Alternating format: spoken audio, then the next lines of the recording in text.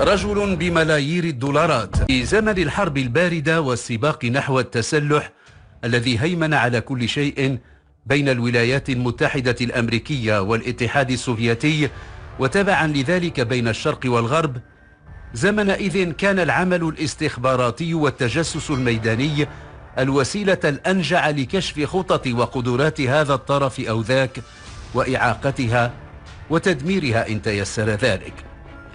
حكايات كثيرة لجواسيس وعملاء استخبارات نجحوا في مهمات دقيقة، وآخرون دفعوا حياتهم ثمنا لما قاموا به. منهم من أسدى خدمات جليلة لبلدانهم، وآخرون منحوا الأعداء والخصوم ما مكنهم من طعن تلك الأوطان طعنات موجعة وماتوا خائنين.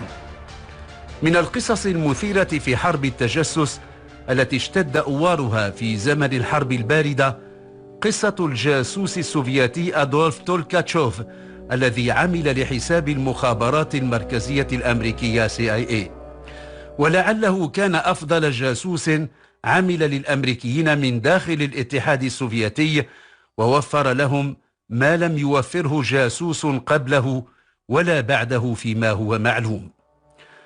ولد أدولف تولكاتشوف في العام 27 في كازاخستان من جمهوريات الاتحاد السوفيتي البائد.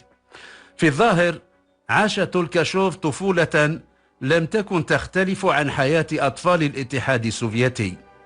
في تلك الحقبة، حقبة جوزيف ستالين، كان العنف حاضرا بقوة، وكان قادة الثورة البولشوفية يصفون حساباتهم بما خلف الكثير من الأحقاد. أنهى أدولف تولكاتشوف دراسته بالحصول على دبلوم مهندس إلكترونيات، وتم تعيينه في المعهد العلمي للأبحاث الخاصة بالرادار، جهاز الرصد المعروف حاليا بفازوترون، وهو موقع حساس في الصناعة العسكرية للاتحاد السوفيتي، ففيه يتم تطوير المعدات التي تمنح التفوق للطيران الحربي السوفيتي على كثير من الطائرات الأمريكية. فجأة بلا مقدمات ظاهرة سعى تولكاتشوف إلى الاتصال بالمخابرات الأمريكية. حدث ذلك في مستهل العام 77 900 كان يترصد السيارات التي تحمل لوحات ترقيم خاصة بالدبلوماسيين الأمريكيين في موسكو. كان كلما تمكن من الاقتراب من واحدة من تلك السيارات ألقى بداخلها ورقة يعلن فيها استعداده لتقديم معلومات ذات أهمية قصوى إلى الولايات المتحدة الأمريكية. كانت إشارات منه التقطتها بحذر شديد المخابرات المركزية الأمريكية CIA. ثم حدثت الصدفة التي جعلت محاولاته تحقق المطلوب، فقد التقى في محطة للوقود في موسكو المسؤول الأول عن مكتب المخابرات المركزية الأمريكية في موسكو، روبرت فالتون. حدثت تلك الصدفة العجيبة بعد أن قام تولكاتشوف ب5 محاولات بين يناير 77 900 وفبراير من العام 78 900. لم يستعجل الأمريكيون التعامل مع تولكاتشوف خشية الوقوع في شرك قد يكون نصبه لهم الكاجيبي، جهاز الاستخبارات السوفيتية. في المحاولة الخامسة عينت CIA ضابطا لها يجيد اللغة الروسية للتواصل معه، ولم يكن هذا الضابط سوى جون جيلشر مساعد رئيس مكتبها في موسكو. كان ذلك يعني موافقة مدير المخابرات المركزية الأمريكية على هذه العملية.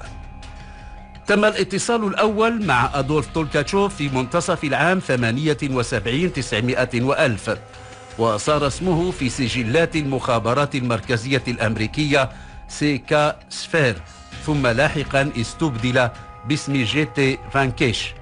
تم تزويده بآلات تصوير صغيرة لتصوير الوثائق وبمعدات أخرى. تبين سريعا للأمريكيين أن جاسوسهم السوفيتي الجديد يأتيهم حقا بمعلومات شديدة الأهمية والحساسية. تم الاتفاق معه على أن يسلم الوثائق والمعلومات التي يريدها الأمريكيون خلال لقاءات مباشرة مع ضابط CIA المكلف به. وقد تعامل مع 5 ضباط من المخابرات الأمريكية بين العامين 78 و85 900 وألف. ما الذي دفع هذا المهندس الذي كانت حياته مستقرة فيما يبدو إلى العمالة لحساب مخابرات الخصم الأكبر للاتحاد السوفيتي؟ الدوافع الحقيقية لتحرك أدولف تولكاتشوف لم يعرف منها إلا ما قاله تولكاتشوف نفسه ذات يوم. قال إن دافعه الانتقام لما تعرض إليه والد زوجته على يد أجهزة النظام الستاليني. ذلك قوله، فهل صدقه الأمريكيون؟ قد تكون هناك دوافع أخرى ظلت خفية إلى اليوم. في بداية تعامله مع المخابرات المركزية الأمريكية ادعى تولكاتشوف المتخصص في تصميم الرادارات أنه لا يقدم خدماته من أجل المال، ولكنه لاحقا كان يتقاضى أموالا هامة لقاء المعلومات التي يقدمها. كان أغلب ما قدمه معلومات تتعلق بالرادارات التي تجهز بها العديد من الطائرات القتالية السوفيتية. قدم معلومات أبهرت الأمريكيين حول الرادار الذي تجهز به المقاتلات السوفيتية ميغ 23، وهي طائرة مقاتلة من أيقونات القوة الجوية للاتحاد السوفيتي. كما قدم معلومات غاية في السرية عن الميغ 25 التي تستخدم في العمليات الاستكشافية، فضلا عن طائرة السخوي 27 والإليوشين E-50. قد تكون أهم من ذلك وأكثر تفصيلا المعلومات التي قدمها حول منظومة الصواريخ جوجو السوفيتية كالإير 23 و33 و60. كما قدم معلومات حول صواريخ S-300 بعيدة المدى وعن أجهزة أخرى متطورة. كان أدولف تولكاتشوف يحرص على أن تتم كل لقاءاته مع رجال المخابرات الأمريكية في ظروف لا تثير الشبهات، ولكن هل كان حقا متخذا كل الاحتياطات؟ هنا أسئلة تطرح حول مدى جهل الكاجيبي وأجهزة أمنية سوفيتية أخرى بما يقوم به تولكاتشوف مع الأمريكيين. هناك من تحدث عن تجاهل، وهناك من قال إن المخابرات السوفيتية كانت على اطلاع على ما يقوم به، إذ كيف يعقل أن يكون طلبه المتكرر لوثائق سرية بغاية تصويرها مر دون أن يثير الشكوك. في بعض الكتابات التي تطرقت إلى حكاية الجاسوس أدولف تولكاتشوف أنه سلم المخابرات الأمريكية 200 لفافة صور في لقائه الأول مع الضابط المكلف به، وأنه سلم 150 في اللقاء الثاني. استمر نشاط تولكاتشوف دون أن يثير الانتباه فيما يبدو على مدى نحو 7 سنوات. كان يطور وسائله الخاصة في تمكين الأمريكيين من المعلومات التي يطلبونها. بدا لهم جليا أنهم تمكنوا من إحداث ثغرة كبيرة في قلعة صناعة الطيران العسكري السوفيتي. وفي العام 85 900 وألف سقط الجاسوس. أوقف رجال المخابرات السوفيتية الكاجيبي ضابطا من المخابرات المركزية الأمريكية CIA، واقتادوه إلى مبنى لوبيانكا الشهير الذي يأوي مقر الكاجيبي والسجن التابع له. ضبط مع الأمريكي معدات تم تقديمها أدلة إثبات على تورطه في أعمال تجسس. في جملة ما تم حجزه آلة تصوير. أودع ضابط CIA السجن، حيث أمضى فترة قصيرة أخلي سبيله بعدها. في الآن نفسه اعتقل أدولف تولكاتشوف، أمسك به رجال المخابرات السوفيتية بينما كان عائدا من ريف موسكو. لا تقول المعلومات المتوفرة ما إذا كان عائدا لتوه من لقاء مع ضابط المخابرات المركزية الأمريكية. أودع تولكاتشوف السجن، ثم انقطعت أخباره، حكم سريعا وحكم عليه بالإعدام وأعدم سريعا. هل كان الكاجيبي من أسقط القناع عن الجاسوس أدولف تولكاتشوف؟ ولماذا تم الانتظار 7 سنوات تمكن خلالها من تزويد الأمريكيين بذلك الكم الهائل من المعلومات التي مكنتهم من التصدي لكل تطور في صناعة الطيران الحربي والدفاع الصاروخي؟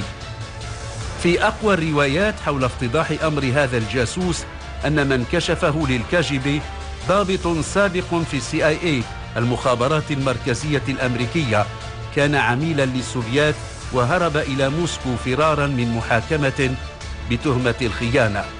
اسمه إدوارد لي فيكتور هوارد، من مواليد العام 51 و1000.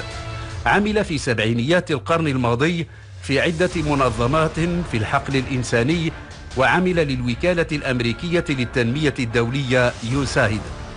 وفي العام 80 التحق بالCIA، ولكنه طرد منها 3 سنوات بعد ذلك لاتهامه بالكذب.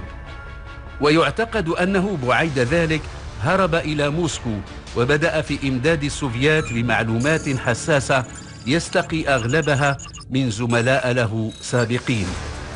سنوات قليلة بعد أن انكشف أمر الجاسوس أدولف تولكاتشوف، ستظهر بعض من آثار ما جناه الأمريكيون من المعلومات التي حصلوا عليها. في العام 82 غزت إسرائيل لبنان. تقول بعض المصادر إن الولايات المتحدة الأمريكية أمدت إسرائيل حليفتها الكبرى في الشرق الأوسط بتفاصيل حول رادارات المقاتلات وبطاريات صواريخ الدفاع الجوي السوفيتية الصنع التي تجهز العديد من الجيوش في المنطقة ومنها الجيش السوري. كانت سوريا مهيمنة عسكريا وسياسيا في لبنان، وكان مركز ثقل قوتها في سهل البقاع. في 9 يونيو من العام 82 900 و1000 شهدت الحرب الإسرائيلية على لبنان واحدة من أعنف المعارك الجوية في المنطقة، هي معركة سهل البقاع. تقول سجلات تلك الحقبة إن الإسرائيليين استفادوا كثيرا من المعلومات التي سربها الجاسوس أدولف تولكاتشوف للأمريكيين. ففي تلك المعركة ولاطلاعها على مكامن ضعف التجهيزات التي تحملها الطائرات وبطاريات الصواريخ، تمكنت القوات الجوية الإسرائيلية من إسقاط 80 مقاتلة سورية وتدمير كل بطاريات الصواريخ. بسبب تسريبات تولكاتشوف أيضا، وبعد السقوط المدوي للمقاتلات السورية، ألغت عدة دول من الشرق الأوسط ومن جهات أخرى صفقات كانت بصدد عقدها مع الاتحاد السوفيتي، وتسبب ذلك في خسارات جسيمة لموسكو، بما خلف ارتياحا بينا لدى الولايات المتحدة الأمريكية. الخسائر التي أصابت الاتحاد السوفيتي تقابلها مكاسب للولايات المتحدة. بملايير الدولارات قدرت قيمة المعلومات التي حصلت عليها واشنطن من الجاسوس أدولف تولكاتشوف، قيل إنها 40 مليارا بحسابات العام 84 900 و1000. نفذ حكم الإعدام في حق هذا الجاسوس الذي قال إنه أراد أن يثأر لوالدي زوجته، لعله أراد أن يجنب عائلته كل متابعة، وظل حريصا على الفصل بشكل تام وكامل بين شؤون أسرته وعمله ونشاطه كجاسوس. حول أدولف تولكاتشوف تتفق اليوم المخابرات الروسية والأمريكية على أنه كان أخطر جاسوس في زمن الاتحاد السوفيتي.